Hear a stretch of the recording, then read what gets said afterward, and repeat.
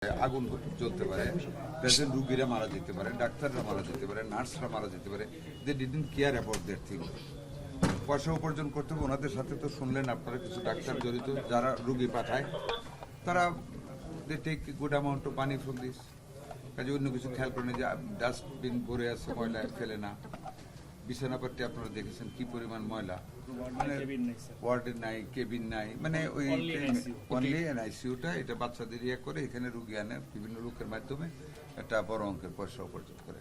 মালিক যিনি পরিচয় দিয়েছেন নিজে একজন ডাক্তার, চাকরি না করে এটা চালাচ্ছে। এটা যে ইনকাম বেশি যা মনে হচ্ছে আর কি।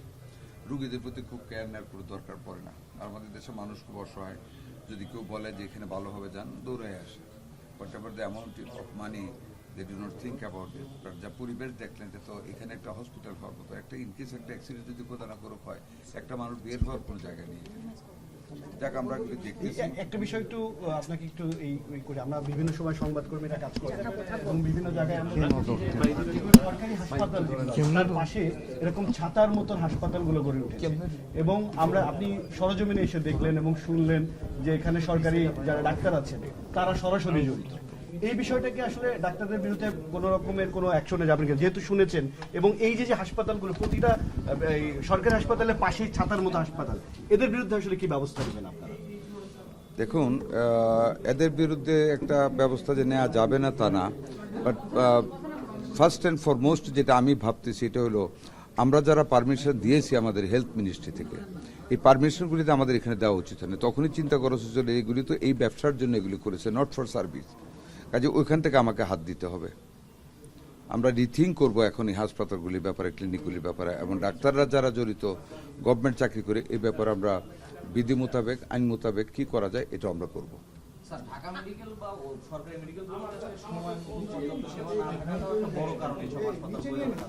সেই জায়গার ক্যাপাবিলিটি বাড়ানো, সেগুলোতে যেমন বিএসএম মধ্যে স্পেশালাইজড ইউনিট হয়েছে পড়ে আছে স্যার। এত বাংলাদেশে অনেক ফ্যাসিলিটিস আছে, সেগুলোকে চালু করা, সেগুলোকে একটু আগায় নিয়ে আসা, মানে যেহেতু আপনি নতুন দায়িত্ব নিয়েছেন স্যার, একটা স্থবিরতা আছে। দেখুন, আমরা মানে পেশেন্টের যে অ্যামাউন্ট অফ পেশেন্ট ওইটাকে আমরা এখন পিপিপিতে পাবলিক প্রাইভেট পার্টনারশিপে আমরা 1000 রুগী প্রাইভেট হসপিটালে শিফট করব। আমরা প্ল্যান করেছি খুব তাড়াতাড়ি কাজটা শুরু করব। কিছু সাবসিডি গভর্নমেন্ট থেকে আমরা ওই পেশেন্টদের জন্য দেব। যেমন ধরেন নামকরা হসপিটাল হতে পারে ইউনাইটেড, লাইক শাহাবুদ্দিন, সমরিতা, আমরা 1000 পেশেন্ট ওদেরকে পিপিপিতে আমরা ওই পলিসি আমরা নিচ্ছি।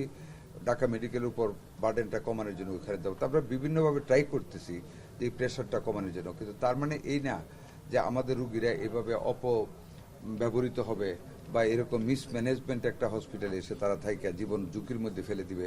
এটার বিরুদ্ধে আমাদের কি কি করলে অবস্থাটা উন্নতি করা যায়, ইনশাল্লাহ আমরা সেগুলি করার জন্য ওই সৎ উদ্দেশ্যটা সামনে রেখেই কিন্তু আমরা ভিজিটগুলি করতেছি, সরেজমিনে দেখার জন্য ক্লিনিকগুলি কি অবস্থা। এই হসপিটালে কি কি অনিয়ম পেলেন আপনি এখানে? এখানে তো কোনো পরিবেশই নেই, অনিয়ম আর কি দেখবো? পরিবেশই তো নেই একটা হসপিটালে।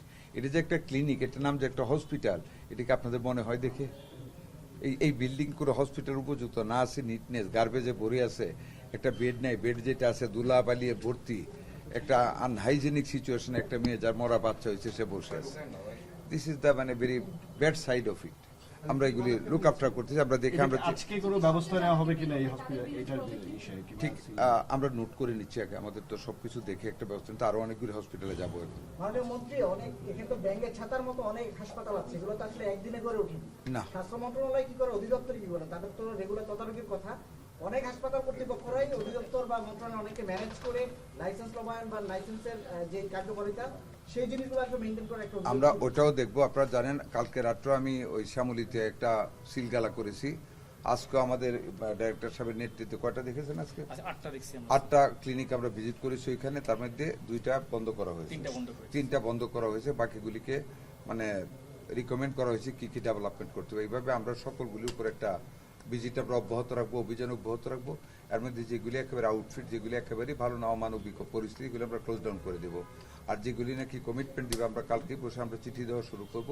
যারা কমপ্লায়েন্স করবে, যা যা বলার মানে আমাদের লাইসেন্স নেওয়ার সময় যা যা কমিট করেছে, যারা এগুলি করবে একটা নির্দিষ্ট অল্প সময়ের ভিতরে তাদেরটা থাকবে। আর আমরা ভবিষ্যতে কোনো হসপিটালের সাথে কোনো ক্লিনিকের পারমিশন আমরা দেব না। মাননীয় একটা বিষয় লাস্ট কোশ্চেন, সেটা হচ্ছে এরকম অভিযান আমরা অনেকদিন ধরে দেখেছি, এরকম হয়, প্রতিবারই হয়। কিন্তু এটা কন্টিনিউটি থাকে না, মানে আপনি যেমন বলছেন অভিযান চলমান থাকবে, এটা কি আসলে এটা কি ইনশিওর করা কি সম্ভব কিনা? এটা চলবে চলমান, এই একবারই না, এবং এটা মনিটরিং হবে, বন্ধ করা হয় আবারও চালু করে আবার আপনারা ওয়াচ করেন, আমাদের এই অভিযান চলবে, আমরা চলবে। এবং শুধু এই ক্লিনিক দেখা না, মানে হেলথ ডিপার্টমেন্টে, হেলথ মিনিস্ট্রির ইচ অ্যান্ড এভরি অ্যাক্টিভিটিজের উপর আমাদের মানে কড়া নজরদারি থাকবে, যাতে করে ভালোভাবে চলে, যাতে করে জনগণের সেবা ভার সুন্দরভাবে দেওয়া যায়। Thank you. প্রধানমন্ত্রী, আরেকটা বিষয়, একটা বিষয়, এরকম রাজধানী সহ সারা দেশে হাজার হাজার এরকম হসপিটাল আছে, সেক্ষেত্রে আপনি তো নিজের সশরীরে হয়তো বা সব জায়গায় যাওয়া সম্ভব না। সারা দেশে আমার হেলথের অফিস আছে, সারা দেশে অভিযান চলবে এভরিডে। ঢাকার বাইরে এবং মানে টেকনাফ থেকে তেঁতুলিয়া পর্যন্ত প্রত্যেকটা জায়গায় অভিযান চলবে। আমাদের স্বাস্থ্যকর্মীরা আছে, অফিসার আছে, তাদের আমরা মানে ইনস্ট্রাকশন দিব আগামীকাল সব জায়গায়। আপনি কি সরজমিনে যাবেন কিনা এই সময়? আমি তো যাচ্ছি, গতকালে গেছি, আজকে আসছি, আরো দেখবো, ঢাকার বাইরে যাইতে পারি বাইরে দিয়ে। তবে আমার তো অফিসেও কাজ করতে হয়, এখানে আসতে কাজে একেবারে কন্টিনিউয়াসলি আমি ঢাকা বাইরে গেলে তো আমার অফিস চলবে না, কাজে দুই কুলি রক্ষা করতে হবে। তার মধ্যে যে যাবো না বাইরে, তা না, বাইরেও তো আমি যাচ্ছি। ঈদের দিন আমি কাপাসিয়া হাসপাতালে গিয়েছি, কয়েকদিন আগে মানিকগঞ্জের সিঙ্গেরি গিয়েছি, আরো যাবো ইনশাল্লাহ। ধন্যবাদ আপনাদের। শিয়া বাটার ও ভিটামিন ই সমৃদ্ধ লিলি বিউটি সোপ, তারুণ্যময় উজ্জ্বল ত্বকের জন্য।